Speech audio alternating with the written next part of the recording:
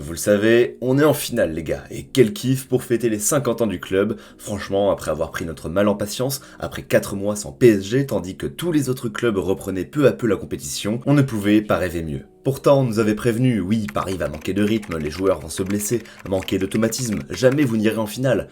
Bah mon gars, on y est.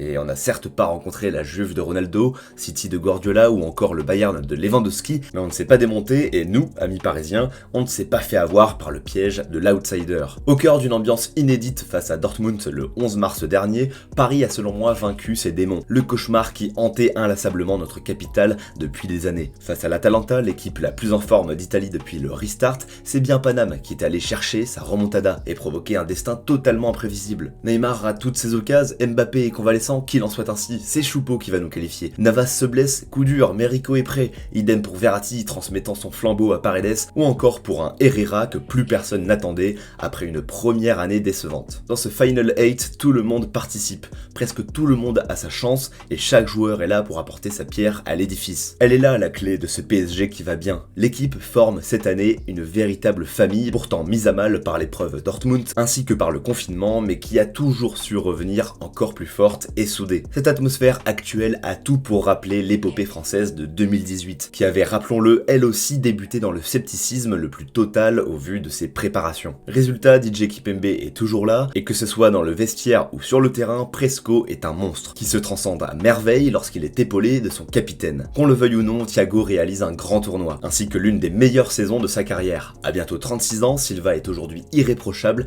et l'a encore prouvé, que ce soit contre la machine à but de Bergame, ou le bourreau des Spurs et Colchoneros, le RB Leipzig. Avant de poursuivre ma petite analyse du match, petite pub pour mes copains de Caviar Magazine, je vous en ai déjà parlé sur la chaîne, mais je vous incite une nouvelle fois à découvrir le travail de ces jeunes ultra talentueux de 20 ans qui ont remué ciel et terre pour sortir leur propre magazine de qualité tous les 3 mois. Avec qui plus est à chaque fois un nouveau thème ultra intéressant traité avec passion. Caviar vient de sortir son nouveau mag intitulé Indémodable et traite le lien étroit entre la mode et le foot. Tu y retrouveras notamment une interview de ce bon Djibril Cissé, et pour te procurer cette pépite, c'est très simple, le lien de la boutique est dans la description et t'as les frais de livraison offerts grâce au code BADAFOOT. Bon, après avoir dégusté le meilleur des caviars, revenons à nos 11 moutons préférés de Farmer League et à leur prestation XXL face aux Allemands. Rappelons que les hommes de Nagelsmann ont terminé 3ème de Bundesliga, ont tenu en échec par 2 fois le Grand Bayern cette saison et font surtout partie des premiers à avoir repris le foot au haut niveau après ce fameux confinement. Du rythme, des automatismes, eux en avaient, sans oublier l'atout tactique que représente leur jeune et brillant entraîneur. Pourtant, ce n'est pas Red Bull,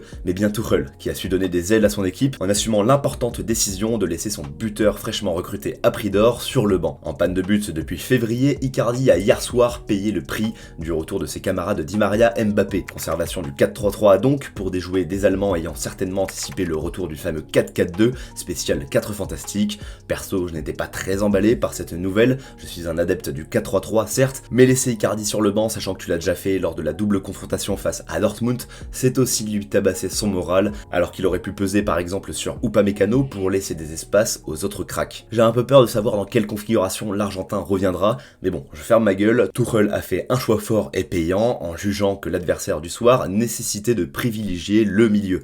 Paredes, Marquis, Herrera nous ont sorti un gros match et rien que ça, c'est une sacrée victoire. De plus, on a pu observer une défense impassable pour permettre à Rico de s'employer le moins possible. Un milieu très remuant, touchant énormément de ballons, de façon très juste comme je vous l'ai dit, de manière à endormir l'adversaire pour mieux le surprendre, avec une attaque multipliant les dédoublements. Franchement, on ne savait même plus qui était le 9, l'ailier c'était très dynamique. Alors, que demander de mieux ? Pas grand chose, si ce n'est à mon sens un petit but de plus, véritablement construit de A à Z. La tête de Marquis est splendide, mais conclut un coup de pied arrêté. Les 2 autres golassos sont intéressants, mais résultent de grossières erreurs défensives adverses. Enfin, dernier bémol pour être rabat-joie, malgré une nouvelle prouesse offensive de Juanito au plus haut niveau, je demeure assez sceptique quant aux espaces qu'il ouvre derrière lui. C'était assez flagrant face à l'Atalanta et le but de Pasalic. Hier, le phénomène s'est à nouveau produit, heureusement sans conséquence. Quoi qu'il en soit, Paris a maîtrisé son match et ne s'est jamais senti en danger, et c'est le principal. Ah oui, et il n'y a pas de blessures supplémentaires, de quoi faire le plein de confiance et de bonnes nouvelles,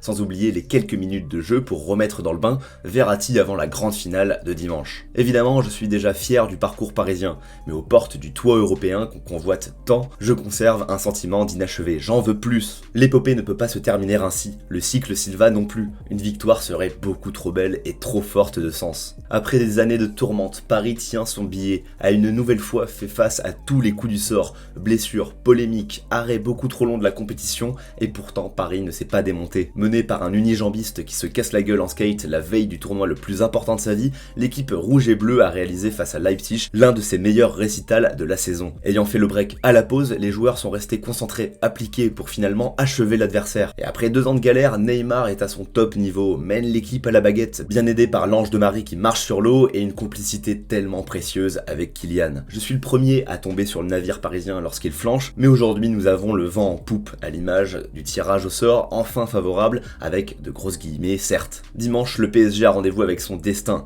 et devrait pouvoir compter sur tous ses joueurs. Qui l'aurait cru? Merci Paris pour ces belles émotions, on est en route pour l'histoire. Rendez-vous, je l'espère, au Lyonnais pour conclure cet incroyable chapitre 2019-2020.